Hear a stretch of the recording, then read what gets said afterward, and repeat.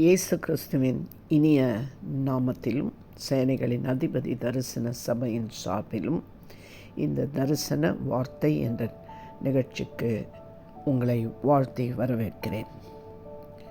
தொடர் கஷ்டங்கள், தொடர் பாடுகள், தொடர்ந்து நிம்மதி இல்லாத சூழ்நிலைகளா?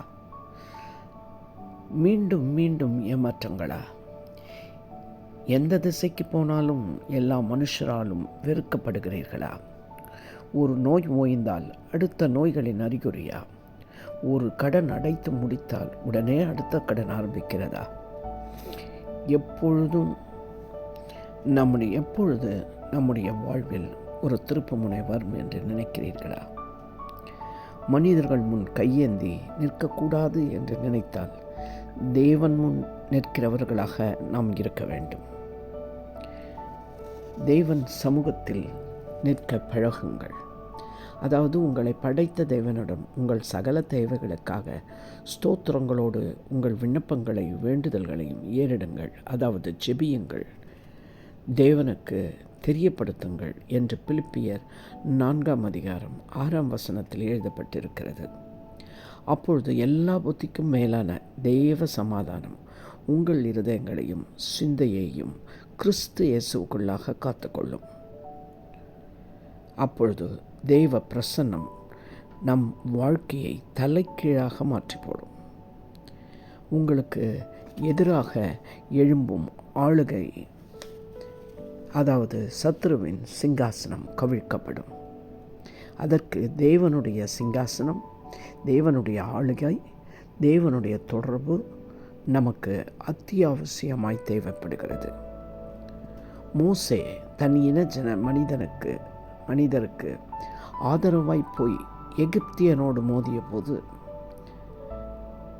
எங்கள் மேல் உன்னை நியாயாதிபதியாகவும் அதிகாரியாகவும் ஏற்படுத்தியவன் யார் என்று கேட்டார்கள். இதனால் மனம் வெறுத்து தேசத்தையே விட்டு வெளியேறினான் மோசே.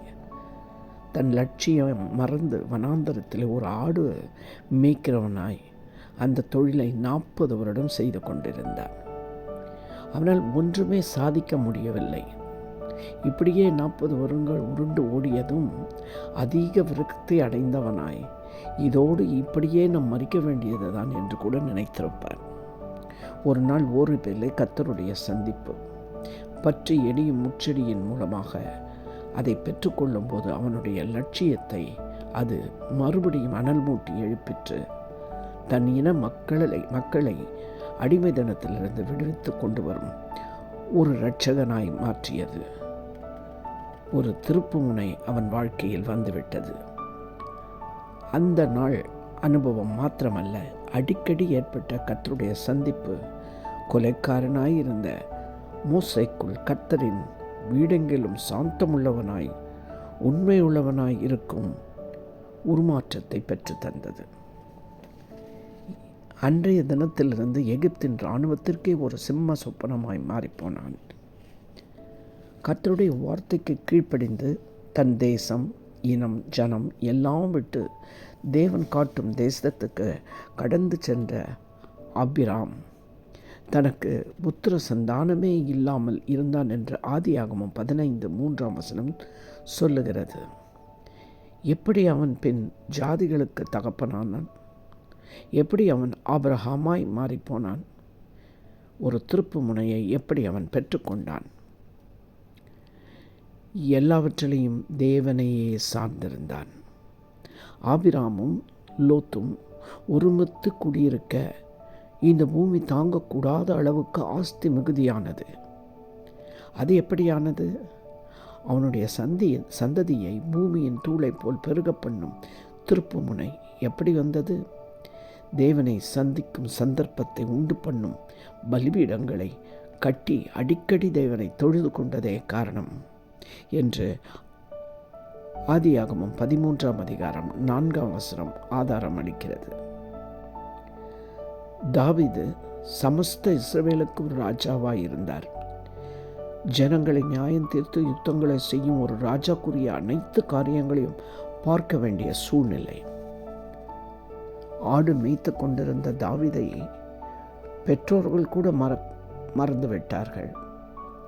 சகோதரர்களால் அடக்கப்பட்ட சூழ்நிலை, மாமனாரால் துரத்தப்படுகிற சூழ்நிலை, மனைவியால் நிராகரிக்கப்படுகிற நிலை, பிள்ளைகளால் துரோகம் இழைக்கப்பட்டது, சத்துருக்களால் துரத்தப்பட்ட போதும் சமஸ்த இஸ்ரவேலுக்கும் ராஜாவாய் சகல அந்நிய தேசங்களையும் ஜெயிக்க வைத்ததன் காரணம் எது?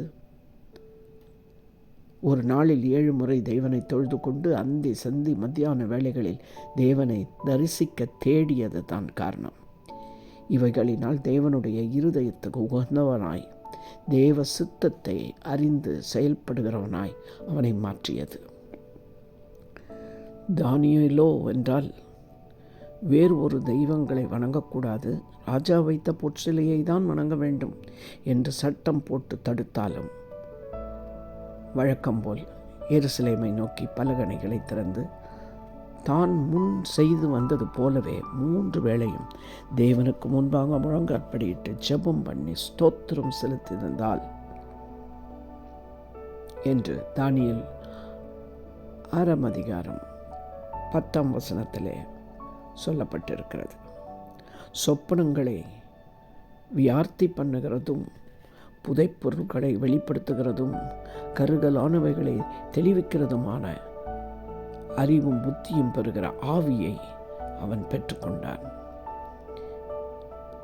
சிறந்து அவன் விளங்கிய அந்நிய ராஜாவின் வாயிலே சாட்சியும் பெற்றுக்கொண்டான். அதே போல் அப்போஸ்தலர் 6ஆம் அதிகாரம் 4ஆம் வசனத்தில் வாசித்தால் 3000 பேர் 5000 பேர் என சபையில் மக்கள் சேர்ந்து கொண்டே இருக்கும்போது அப்போஸ்தலர்களுக்கு பந்தி விசாரிக்கெல்லாம் நேரமில்லாமல் போனது. ஊழியம் செய்யும் நேரத்திலும் அவர்கள் தவறாமல் ஜெபம் பண்ணுவதிலும் தேவ வசனத்தை போதிக்கும் ஊழியத்திலும் இடைவிடாமல் தரித்திருந்தார்கள். அவர்களை கொண்டு தேவன் அற்புத அடையாளங்களை செய்தார் என்று எழுதப்பட்டிருக்கிறது. பவுல் அப்போஸ்தலர் ஆத்துமாக்காக எப்பொழுதும் கர்ப்பவேதனைப்பட்டு இரவும் பகலும் இடைவிடாமல் ஜெபித்ததால் 14 நிருபங்களை எழுதி அது இன்று இயங்கும் சபைகளுக்கு அஸ்திவாரமாய் அமைந்திருக்கிற மேன்மையை பெற்றுக்கொண்டாரே.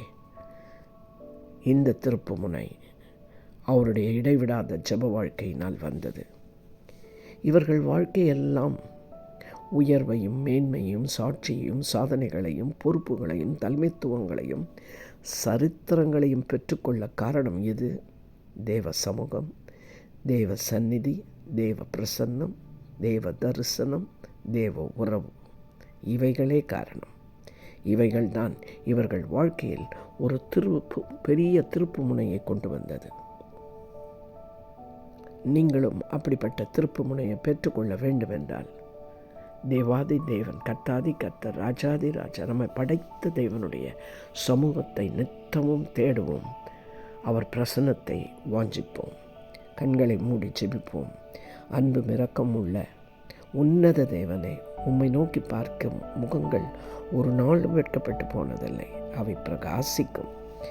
எங்கள் வாழ்விலும் இந்த பரிசுத்தவான்கள் பெற்றுக்கொண்ட திருப்பு முனையான காரியங்களை பெற்றுக்கொள்ள விரும்புகிறோம், வாஞ்சிக்கிறோம். உம்மை போலவே நாங்களும் எப்பொழுதும் பிதாவோடு பேச, உறவாட, சந்திக்க ஆவலையும் வாஞ்சையும் எங்களுக்கு தாரும்.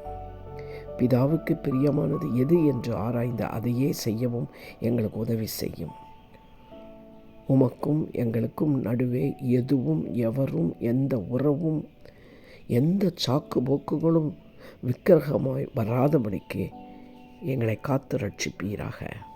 இயேசுவின் மூலம் ஜெபிக்கிறோம் எங்கள் நல்ல பிதாவே, ஆமென்.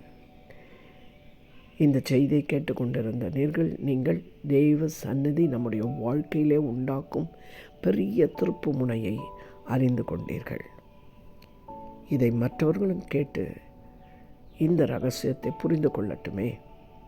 இதை லைக் பண்ணி ஷேர் பண்ணுங்கள். சப்ஸ்கிரைப் பண்ணாதவர்கள் சப்ஸ்கிரைப் பண்ணுங்கள். கர்த்தர் உங்களை ஆசீர்வதிப்பார்.